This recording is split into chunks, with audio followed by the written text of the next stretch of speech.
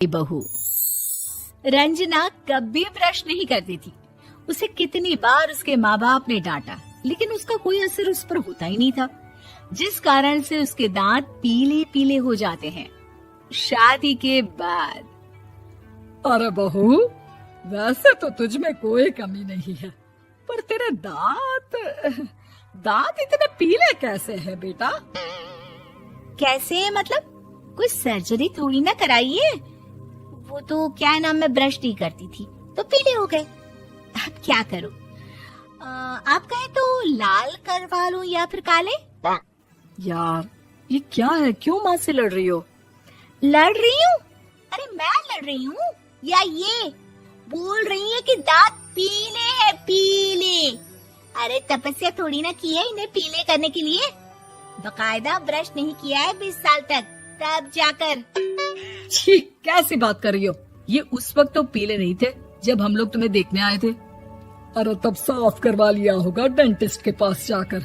अब देखो कैसे पीले पीले लग रहे हैं। रंजना सास की तरफ गुस्से से देखती है। फिर शुरू हो गई पीले पीले पीले।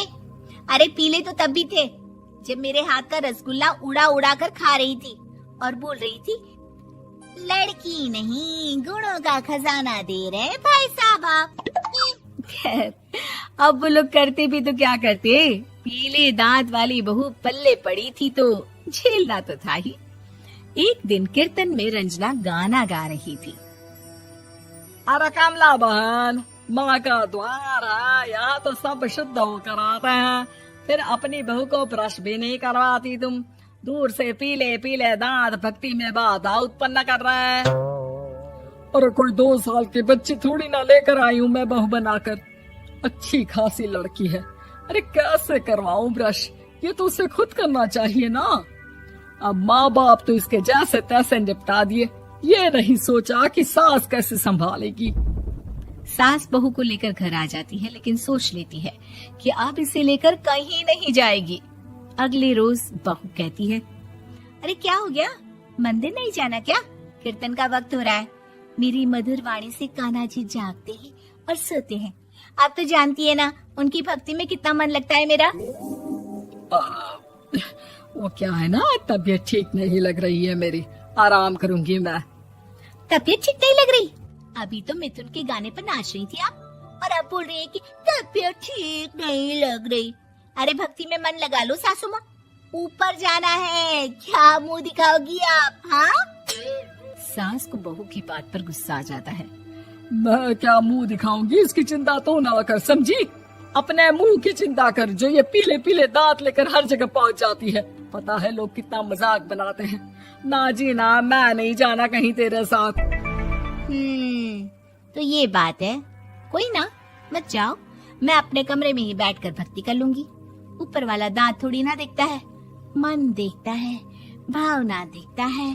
और अरे बस बस, तू सब कुछ दिखा, बस ये सफेद चमकदार दांत ना दिखाना किसी को, है? जा यहाँ से। बहू को सास की बात का कोई फर्क नहीं पड़ता, वो तो जैसी थी वैसी ही रह जाती है। सुबह नहाकर किचन में खाना बनाना, फिर खाना खाना, कीर्तन भजन करना और सो जाना। एक दिन, माँ जी मैं सहेली के घर जा रही हूँ, शाम को लेट आऊंगी। हाँ, तो जाना, मैंने कौन सा तेरी आरती करनी है घर पर बैठकर। रंजना सहेली के घर जाती है, जहाँ वो पार्टी में जाने की तैयारी कर रही होती है। अरे शिखा, कहाँ जाने की तैयारी कर रही है? मैं गलत वक्त पर आ गई क्या? अरे नहीं यार, उल्टा सही वक्त पर आई है। मैंने ये साड़ी और ज्वेलरी निकाली है यार, शाम को इनके ऑफिस की एक पार्टी में जाना है। बताना कैसा लग रहा है ये सब? नहीं यार, इस ड्रेस के साथ तो वो वाली ज्वेलरी अच्छी लगेगी। हाँ, सही बोल रही है, मैंने ध्यान ही नहीं दिया। वैसे तो हमेशा से मस्त फैशन सेंस रखती है। तो बड़ा जाती होगी ना पति के साथ पार्टी में। रंजना कुछ नहीं बोलती, बस सोचती है कि यार काश ये बात सही हो जाती, पर मैं क्यों नहीं जाती पार्टी में? क्या इन लोगों की कोई पार्टी होती नहीं होगी? रंजना घर आती है और रात में पति से सवाल करती है, एक बात बताइए, आप मुझे किसी पार्टी में क्यों नहीं ले जाते? क्या आपके यहाँ ऑफिस में पार्टी नहीं होती? पति बेचारा क्या कहता कि दांत पीले हैं तुम्हारे इसलिए। अरे कोई पार्टी होती नहीं हम लोगों के ऑफिस में, तो कहाँ से लेकर जाऊं? और मार्केट, मॉल, कहीं वीकेंड घूमना, कहीं तो।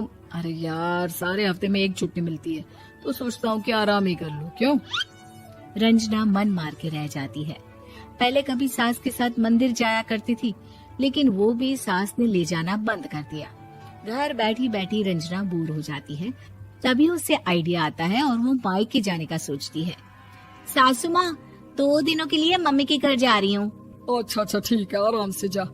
और हाँ, माँ से कुछ अच्छी आदत सीख कर आना कि कैसे शरीर के हर भाग की तरह दांतों की सफाई भी जरूरी होती है, समझी?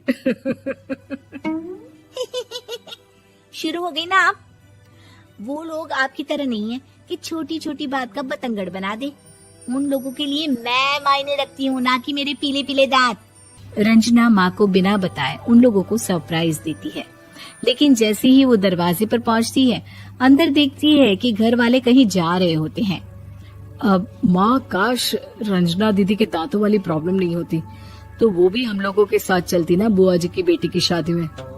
हाँ बेटा, लेकिन अब उसे कौन समझाए कि उसको उसके पीले दांत नहीं दिखते, लेकिन उसके आसपास के लोगों को कितना एम्बैरेसिंग फील कराते हैं। मुझे तो कितनी बार उसके स्कूल की टीचर ने शिकायत की कि उसके साथ कोई लड़की बैठना भी नहीं चाहती, और ना ही कॉलेज में कोई उससे बात करना चाहता था। लेकिन पता नहीं क्यों उसे ये बात समझ में ही नहीं आती। कोई कमी नहीं है उस लड़की में, बस यही कि दांत पीले हैं। वो तो भला हो जीजा जी और उनकी माँ का, जो दीदी को जैसी है वैसे ही रखा हुआ है। रंजना को अपने घर वालों की बात सुनकर बहुत दुख होता है। वो सोचती है कि वो क्या करे, लेकिन फिर वो सीधा डेंटिस्ट के पास जाती है, अपने दांत चमकाती है और कसम खाती है कि वो रोज ब्रश करेगी। अरे क्या हो गया? तुम तो 2 दिनों के लिए गई थी ना, पर कोई ना, अच्छा है, चलो आ गई तो। रंजना सास के सामने आकर खड़ी हो जाती है और पूरी स्माइल करती है, उसके चमकदार दांतों को दिखाती हुई। हैं? चले मंदिर? माँ, मुझे माफ कर दीजिए, मैंने आप लोगों को बहुत एम्बैरेसिंग फील करवाया। मैं आज से रोज ब्रश